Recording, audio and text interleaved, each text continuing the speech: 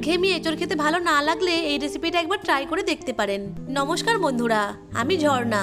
ঝর্ণা simple রেসিপির আরেকটা নতুন ভিডিওতে আপনাদের সবাইকে স্বাগতম জানাই। কেমন আছেন সবাই? আশা করছি ভালো আছেন। আজকে আমি দারুণ স্বাদের এঁচড়ের কোপ্তাকারির রেসিপি শেয়ার করব। এই এঁচড়ের কোপ্তাকারিটা এতটাই টেস্টি হয় যে গরম ভাতে একদম জমে যাবে, আর বানানো খুবই সহজ। এইভাবে এঁচড়ের কোপ্তাকারি বানালে খেতে এতটাই টেস্ট হয় যে মাছ মাংসের স্বাদকেও হার মানিয়ে দেবে। চলুন তাহলে রেসিপিটা শুরু করি। এঁচড়ের কোপ্তাকারি বানানোর জন্য আমি এখানে 700 গ্রাম মতো এঁচড় নিয়ে এইভাবে কেটে জল দিয়ে ভালো করে ধুয়ে নিয়েছি। একটা মিডিয়াম সাইজের আলুর খোসা ছাড়িয়ে এইভাবে ডুমো ডুমো করে কেটে জল দিয়ে ভালো করে ধুয়ে নিয়েছি। এখন প্রেসার কুকারের মধ্যে জল নিয়ে এঁচড় আর আলুগুলোকে প্রেসার কুকারের মধ্যে দিয়ে দিচ্ছি। অল্প একটু সরষের তেল দিয়ে মিশিয়ে নিচ্ছি, যাতে প্রেসার কুকারের গায়ে এঁচড়ের আঠাটা লেগে না যায়। আমি এখানে এঁচড় আর আলুগুলোকে প্রেসার কুকারের মধ্যে সেদ্ধ করে নেব। আপনারা চাইলে কড়াইয়ের মধ্যেও সেদ্ধ করে নিতে পারেন। এখন প্রেসার কুকারের ঢাকা লাগিয়ে 5 থেকে 6টা সিটি দিয়ে দেবো। 5 থেকে 6টা সিটি দিলেই এঁচড় আর আলুগুলো খুব ভালোভাবে সেদ্ধ হয়ে যাবে।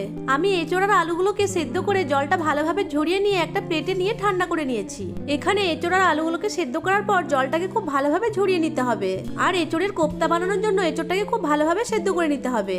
এখন এঁচড় আর আলুগুলোকে খুব ভালোভাবে ম্যাশ করে নিতে হবে। আপনারা চাইলে ম্যাশার দিয়েও ম্যাশ করে নিতে পারেন, আবার আপনারা চাইলে মিক্সিং জারের মধ্যে দিয়েও গ্রাইন্ড করে নিতে পারেন। তবে সেই ক্ষেত্রে একদম মিহি পেস্ট করবেন না, একটু গজগজে করে গ্রাইন্ড করে নিতে হবে। তবে আমার মনে হয় এইভাবে হাত দিয়ে ম্যাশ করলে এঁচড়ের দানাগুলো একটু মুখের মধ্যে লাগবে আর খেতেও ভালো লাগবে। আমি এঁচড় আর আলুগুলোকে ভালো করে ম্যাশ করে নিয়েছি। এখন এর মধ্যে দিয়ে দিচ্ছি স্বাদ মতো লবণ, হাফ চামচ হলুদ গুঁড়ো, হাফ চামচ লঙ্কার গুঁড়ো, দিয়ে দিচ্ছি একটা কুচানো কাঁচা লঙ্কা, ঝালটা আপনারা আপনাদের পরিমাণ মতো দেবেন। দিয়ে দিচ্ছি 1 চামচ মতো গরম মশলা গুঁড়ো, হাফ চামচ আদা রসুন বাটা, হাফ চামচ মতো জিরে গুঁড়ো, হাফ চামচ চিনি, দিয়ে দিচ্ছি 2 চামচ চালের গুঁড়ো, আর দিয়ে দিচ্ছি 2 চামচ মতো বেসন। এবার সবকিছুকে খুব ভালো করে মিশিয়ে নেব।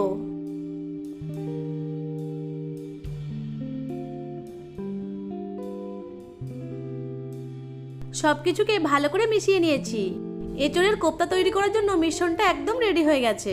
এখন একটা স্টিলের থালা নিয়ে তার মধ্যে অল্প কিছু বেসন দিয়ে থালার 4 সাইডে ছড়িয়ে দিচ্ছি। এইভাবে বেসন থালার 4 সাইডে ছড়িয়ে নিলে যখন আমি কোপ্তাগুলো শেপ দিয়ে রাখবো তখন কোপ্তাগুলো থালার মধ্যে লেগে যাবে না, সহজেই উঠে আসবে। হাতের মধ্যে অল্প তেল বুলিয়ে নিচ্ছি।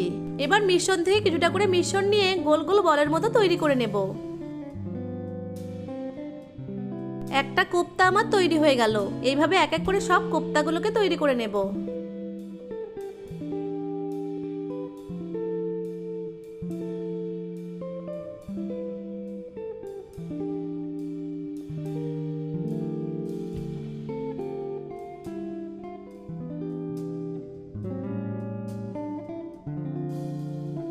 সব কোপ্তাগুলোকে তৈরি করে নিয়েছি। এখন এগুলোকে ভেজে নেব। তার জন্য গ্যাসের ফ্লেম অন করে একটা কড়াইয়ে একটু বেশি পরিমাণে রিফাইন তেল নিয়ে তেলটাকে ভালো করে গরম করে নিয়েছি। এবার গরম তেলের মধ্যে এক এক করে কোপ্তাগুলোকে দিয়ে দেব। এখন কোপ্তাগুলোকে মিডিয়াম ফ্লেমে উল্টে পাল্টে ভেজে নেব। এক সাইড ভাজা হয়ে গেলে উল্টিয়ে অপর সাইডটাও ভেজে নেব। মিডিয়াম ফ্লেমে উল্টে পাল্টে গোল্ডেন কালার করে ভেজে নেব। হাই ফ্লেমে কোপ্তাগুলোকে ভাজবেন না। হাই ফ্লেমে কোপ্তাগুলোকে ভাজলে উপর থেকে কালার চলে আসবে, ভেতরটা ভালোভাবে কুক হবে না। মিডিয়াম ফ্লেমে উল্টে পাল্টে কোপ্তাগুলোকে গোল্ডেন কালার করে ভেজে নিতে হবে। কোপ্তাগুলোকে ভেজে নিয়েছি। এখন তেল ঝরিয়ে তুলে নেব।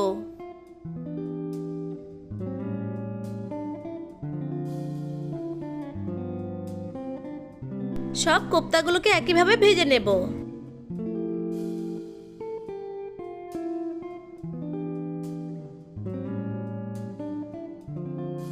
সব কোপ্তাগুলোকে ভেজে নিয়েছি।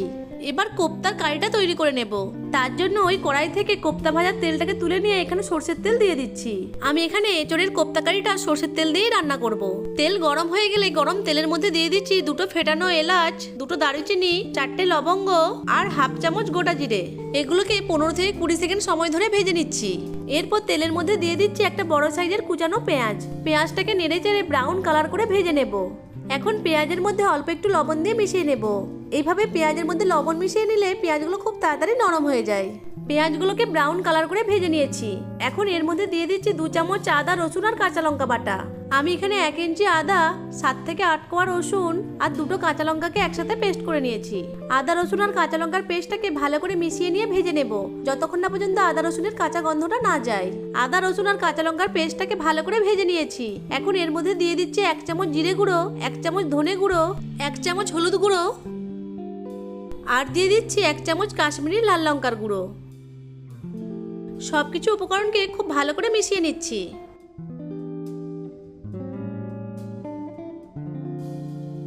এখন এর মধ্যে অল্প একটু মশলার বাটি ধোয়া জল দিয়ে ভালো করে মিশিয়ে নিচ্ছি। এখন মশলাটাকে ভালো করে কষিয়ে নেব যতক্ষণ না পর্যন্ত মশলা থেকে তেল ছেড়ে আসে। মশলা থেকে তেল ছেড়ে এলে এর মধ্যে দিয়ে দিচ্ছি একটা মিডিয়াম সাইজের টমেটো পেস্ট।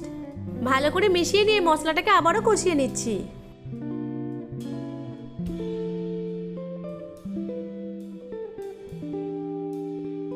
এখন মশলার মধ্যে দিয়ে দিচ্ছি ফেটানো টক দই। টক দইটাকে মশলার সাথে ভালো করে মিশিয়ে নিয়ে মশলাটাকে আবারও কষিয়ে নেব যতক্ষণ না পর্যন্ত মশলা থেকে তেল ছেড়ে আসে।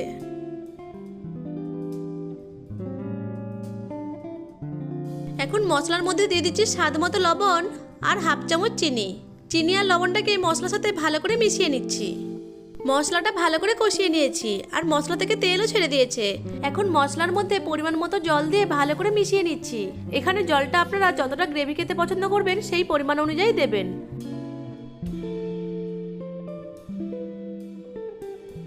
এখন গ্রেভিটাকে ফুটিয়ে নেব। গ্রেভিটা ফুটে এলে এর মধ্যে 1/4 চামচ মতো গরম মশলা গুঁড়ো দিয়ে ভালো করে মিশিয়ে নিচ্ছি।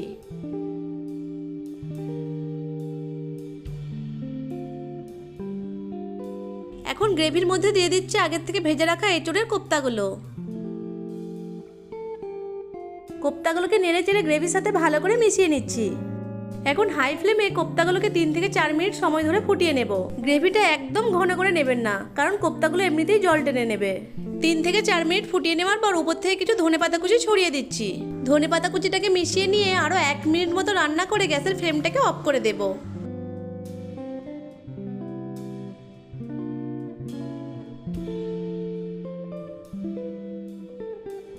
এঁচোড়ের কোপ্তা কারি আমার রেডি হয়ে গেছে।